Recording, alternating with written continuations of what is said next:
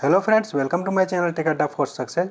इस वीडियो में हम लोग बात करेंगे सेल बोकारो ओसीटी पोस्ट के लिए सिलेक्शन प्रोसेस, एग्ज़ाम पैटर्न, उसके बाद सिलेबस के बारे में।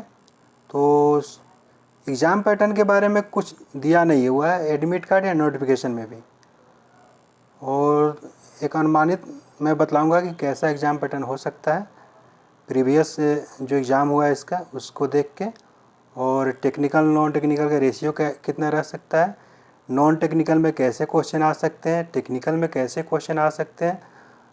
और वीडियो में लास्ट तक इसलिए बने रहिएगा। ये वैकेंसी जनवरी 2019 में आई थी, इसका एग्ज़ाम जून 2019 में हुआ था और धांधली हुई थी, उसकी वजह से एग्ज़ाम कैंसिल हो चुका था। ऑफलाइन एग्ज़ाम हुआ था उस टाइम, इस बार इसीलिए ऑनलाइन एग्ज़ाम हो रहा है और इसका एग्ज़ाम IBPS कंडक्ट करवा रही है।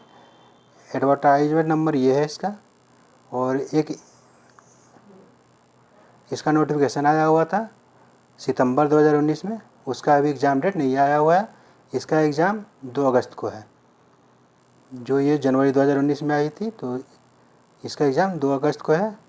इसमें इलेक्ट्रिकल के 20 सीट, मैकेनिकल के 25, मेट्रोलॉजी के 35, केमिकल के 5, सिरेमिक के 5, एस्टिमेशन के 5 सीट थे। एक और चीज़ मैं बता दूं, देखिए टोटल ये सीट मिला के 95 है। 95 में PWD एक्स सर्विसमैन का मिला के लगभग में 30 सीट रिजर्व है।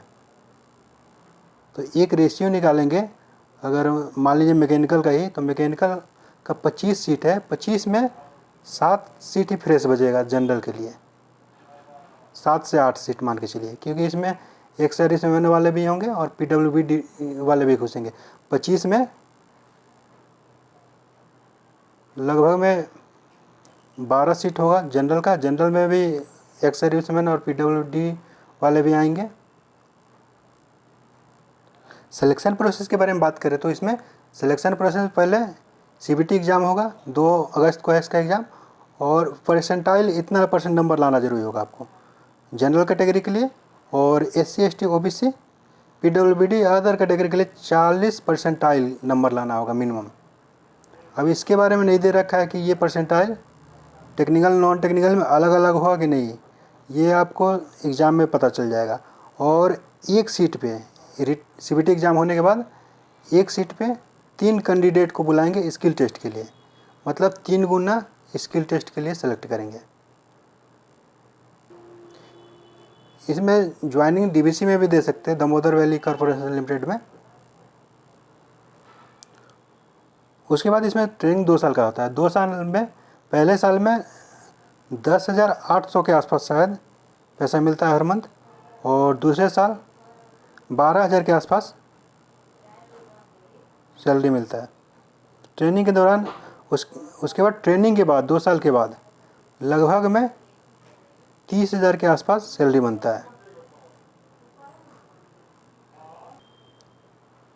अगर अभी भी किसी को एडमिट कार्ड डाउनलोड करने में प्रॉब्लम आ रही है तो मैं बतला देता हूँ कैसे डाउनलोड होगा। पहले इसमें चुन लेना है इंग्लिश या हिंदी, फिर रजिस्ट्रेशन नंबर डालना, 10 नंबर का रजिस्ट्रेशन नंबर होगा जो जनवरी 2019 में वैकेंसी आई थी उसका।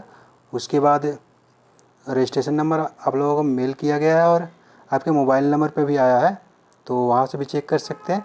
उसके बाद डेट ऑफ बर्थ, मान लीजिए आपका 2 जुलाई 1992 डेट ऑफ बर्थ है, तो आप लोग 02, उसके बाद ये डैश डालेंगे, उसके बाद 07, उसके बाद अगर 1992 है तो लास्ट का 2 डिजिट डालेंगे 92, तो ये आपका 10 डिजिट हो जाएगा। ये डालना है, इसमें ध्यान दीजिएगा। उसके बाद लॉगिन करना है। अब बात करते हैं एग्ज़ाम पैटर्न क्या हो सकता है। तो एग्ज़ाम पैटर्न टेक्निकल और नॉन टेक्निकल रेशियो क्या हो सकता है। इसका एग्ज़ाम 2019 जून में हुआ था, उसमें टेक्निकल 30 क्वेश्चन आया हुआ था और नॉन टेक्निकल 70 क्वेश्चन। ठीक, लेकिन इस बार एग्ज़ाम ऑनलाइन हो रहा है, तो हो सकता है चेंज हो सकता है, क्योंकि जो भी एग्ज़ाम ऑनलाइन होता है सेल का, जैसे भिलाई का भी हुआ था, उसमें भी चेंज हुआ था। देखिए यहाँ पे एडमिट कार्ड पे आप लोग जाएंगे, देखेंगे अपना एडमिट कार्ड, तो पॉइंट नंबर 3 पे लिखा हुआ है, परीक्षा में पूछे जाने वाले प्रश्नों के प्रकार निर्देश दर्शाने वाली पुस्तिका सेल के करियर वेबसाइट इस पे उपलब्ध है।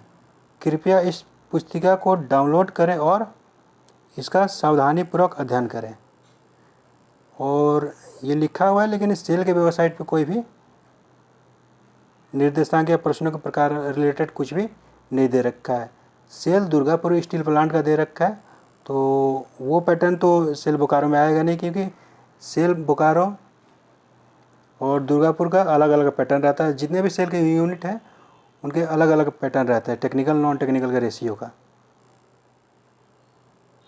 तो मैं वीडियो इसलिए लेट बनाया कि मैं सोच रहा था कि हो सकता है 1-2 दिन में अपलोड कर दें, तो अभी तक तो कोई नोटिस आया नहीं है इसके बारे में। देखिए, जो अभी एडमिट कार्ड आया हुआ है जिस एडवर्टाइज नंबर का, तो उसका एग्ज़ाम हुआ था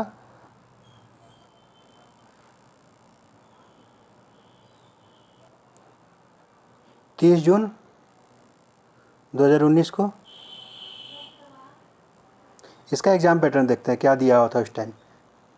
तो इसमें 2 घंटे टाइम दिया था, 2 घंटे में 100 क्वेश्चन, एक क्वेश्चन सही होने पे 1 नंबर, गलत होने पे 0.25 नंबर कट जाएगा उस टाइम जो दिया हुआ था। जिसमें टेक्निकल के 30 क्वेश्चन, नॉन टेक्निकल के 70 क्वेश्चन। 70 क्वेश्चन में general English 15 question, general knowledge 15 question, reasoning 20 question, mathematics 20 question. लेकिन इस बार एग्ज़ाम ऑनलाइन हो रहा है, जिसके वजह से एग्ज़ाम में कितना टेक्निकल आएगा कितना नॉन टेक्निकल आएगा वो चेंज हो सकता है। तो मेरे समझ से, मैं अपना पर्सनली व्यू बतला रहा हूँ, आप लोग भी अपना व्यू दे सकते हैं। 50-50 का रेशियो होना चाहिए, 50% टेक्निकल और 50% नॉन टेक्निकल। 50 टेक्निकल क्वेश्चन आएंगे और नॉन टेक्निकल में ये 4 सेक्शन रहेगा ही रहेगा। इंग्लिश मान के चलिए 10 क्वेश्चन आ सकता है, जनरल नॉलेज 10 क्वेश्चन जिसमें करंट भी रहेगा, रीजनिंग 15 क्वेश्चन और 15 क्वेश्चन मैथमेटिक्स। अब कुछ लोगों का कहना है कि जो दुर्गापुर स्टील प्लांट का दे रखा है ये हैंड आउट, इसी आधार पे आएगा बोकारो स्टील प्लांट का। तो मैं बतला दूं कि इस आधार पर आने का उम्मीद कम है, क्योंकि दुर्गापुर स्टील प्लांट का जो भी एग्ज़ाम पैटर्न है इसमें इंग्लिश नहीं दे रखा है। बोकारो के एग्ज़ाम में इंग्लिश देता है। और दूसरा चीज़ ये है कि दुर्गापुर स्टील प्लांट का एग्ज़ाम कोई दूसरा संस्था करा रहा है, IBPS कंडक्ट नहीं करवा रहा है। और सेल बोकारो का एग्ज़ाम IBPS कंडक्ट करवा रहा है। तो इसके वजह से शायद ये एग्ज़ाम पैटर्न ना है। फिर भी ये सैंपल जो दिया हुआ है रीजनिंग, ये ऐसे ही क्वेश्चन का आप लोग प्रैक्टिस कर लीजिएगा। IBPS भी ये तालिका वाला क्वेश्चन देता है, ज़रूरी है लोग ये तालिका वाला क्वेश्चन लगा लीजिएगा, पाई चार्ट वगैरह।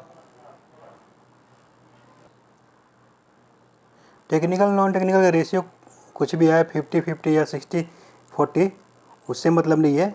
मैं इस वीडियो में आप लोगों को बतलाता हूँ कि कैसा क्वेश्चन आया हुआ था पहले, सेम उसी आधार पर आना चाहिए। क्योंकि IBPS जो कंडक्ट करवाता है वो सेल भिलाई का कंडक्ट करवाया था, उसका जैसा पेपर आया हुआ था उस लेवल का भी हो सकता है। तो जो लोग भी सेल भिलाई का एग्ज़ाम दिए हैं उनको तो याद ही होगा कैसा पेपर आया हुआ था सेल भिलाई का। रीजनिंग बहुत लेंदी था, बैंकिंग पैटर्न पे था। तो आप लोग अगर कोई भी टेस्ट सीरीज परचेज किए हैं टेक्स्ट बुक का, तो उससे फ्री रहता है, तो आप लोग टेस्ट देख के देख सकते हैं रीजनिंग का क्वेश्चन कैसा आता है। बैंकिंग वाला लेंदी टाइप का रहता है, वेन डायग्राम वाला जो रहता है उस पर भी देख सकते हैं आप लोग। स्टेटमेंट वाले में भी लेंदी क्वेश्चन आते हैं। तो रीजनिंग का ये सिलेबस है, coding decoding, relationship, age, Venn diagram, rank position, series, direction, analog, statement. तो सीटिंग अरेंजमेंट भी इम्पोर्टेंट होता है, तो सीटिंग अरेंजमेंट वाला देख लीजिएगा ज़रूर अच्छे से। अब बात करते हैं मैथमेटिक्स के बारे में। तो मैथमेटिक्स का जो क्वेश्चन आया हुआ था 2019 जून में जो एग्ज़ाम हुआ था, उसमें एडवांस मैथमेटिक्स कह सकते हैं या इंटरमीडिएट लेवल का जो भी मैथ होता है उससे क्वेश्चन आया हुआ था। तो उसमें linear equation, circular equation, straight line, trigonometry, matrix, quadratic equation, differential और इंटीग्रेशन दे रखा था। तो आप लोग जो सितंबर 2019 का नोटिफिकेशन है आया हुआ था इसका सेल बोकारो का, तो उसमें भी देखेंगे एग्ज़ाम पैटर्न में दे रखा है मैथमेटिक्स के 20 क्वेश्चन आएंगे। अगर एफटी आने होते तो एफटी लिखा होता, लेकिन उसमें देखिएगा मैथमेटिक्स के 20 क्वेश्चन लिखा हुआ है। देखिए मैथमेटिक्स लिखा हुआ है, तो इंटरमीडिएट का मैथमेटिक्स या एडवांस मैथमेटिक्स आने का चांस ज़्यादा है। टाइम कम है, आप लोग मैथमेटिक्स का मेरा वीडियो देख सकते हैं ISRO technical assistant, previous year में जितना भी मैथमेटिक्स क्वेश्चन आए हुए हैं तो वो वीडियो देख लीजिएगा, ज़्यादा यूजफुल होगा इसके एग्ज़ाम के लिए। अगर ना भी आए तो आप लोग देख के जाना आप लोगों का फ़र्ज़ है, क्योंकि कुछ भी दे सकता है सेल। और एफटी भी पढ़ लीजिएगा, जो जून 2019 में एग्ज़ाम हुआ था उसमें एफटी नहीं आया था, लेकिन जून 2019 से पहले जो भी सेल बोकारो का एग्ज़ाम हुआ है उसमें एफटी आता था। उसका ये सिलेबस है, सिंपल इंटरेस्ट, कंपाउंड इंटरेस्ट, और उसके बाद age, mixture, ratio, proportion, area, volume, height, distance, time, work, percentage, profit loss, number system, mathematical equation, simplification. अब बात करते हैं इंग्लिश के बारे में। तो इंग्लिश में एक पैसेज आता है जिससे 5 क्वेश्चन बन सकता है। जो भी पहले एग्ज़ाम हुआ है उसमें एक पैसेज आता था, 5 क्वेश्चन उससे बनता था। उसके बाद स्पेलिंग से 2 क्वेश्चन आते थे, 4 से 5 क्वेश्चन एंटोनिमस सिनोनिमस से आते थे। उसके बाद grammar, voice, statement, sentence error या स्टेटमेंट दे देता है उसमें एरर पूछ देता है। तो इंग्लिश का यही सिलेबस है। अब बात करते हैं जीके के सिलेबस के बारे में। तो जीके में करंट अफेयर 6 मंथ का पढ़ लीजिएगा कम से कम करंट अफेयर। उसके बाद जनरल नॉलेज लूसेंट से पढ़ सकते हैं। एफटी आपके पास जो भी बुक होगा उससे पढ़िएगा, रीजनिंग भी जो भी बुक होगा उससे पढ़िएगा, नया बुक लेने की ज़रूरत नहीं है। जनरली आर एस अग्रवाल रहती है एफटी की बुक सबके पास में, और जीके के लिए लूसेंट की बुक मैक्सिमम लोग रखे रहते हैं अपने पास में। तो उसके बाद जो करंट अफेयर में अभी नियुक्तियाँ हुई है, CM, governor, CEO, new appointment जो भी है, 6 महीने का करंट अफेयर पढ़ लीजिएगा।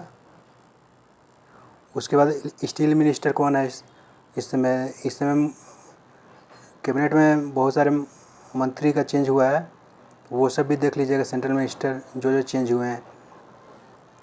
उसके बाद स्टील प्रोडक्शन में भारत का कितना स्थान है। तो पहले पे चाइना है और दूसरे पे इंडिया है।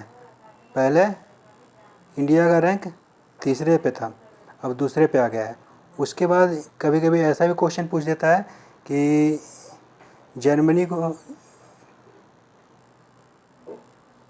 जापान को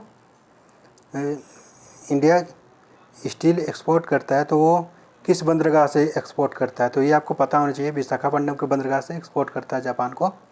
ऐसे ऐसे क्वेश्चन आते हैं सेल में।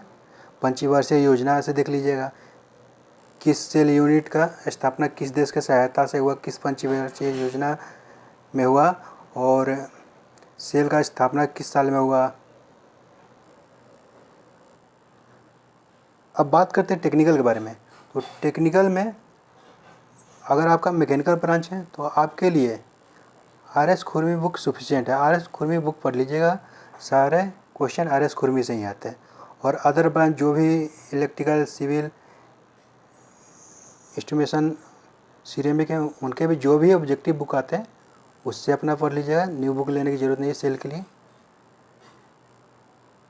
मैकेनिकल के लिए बेस्ट बुक है आर.एस. खुरमी, उसी से सारे क्वेश्चन आते हैं सेल बोकारो में। और आप लोगों को क्या लगता है कि रेशियो क्या दे सकता है टेक्निकल नॉन टेक्निकल का, कमेंट में बता सकते हैं आप लोग अपना व्यू। Thanks friend.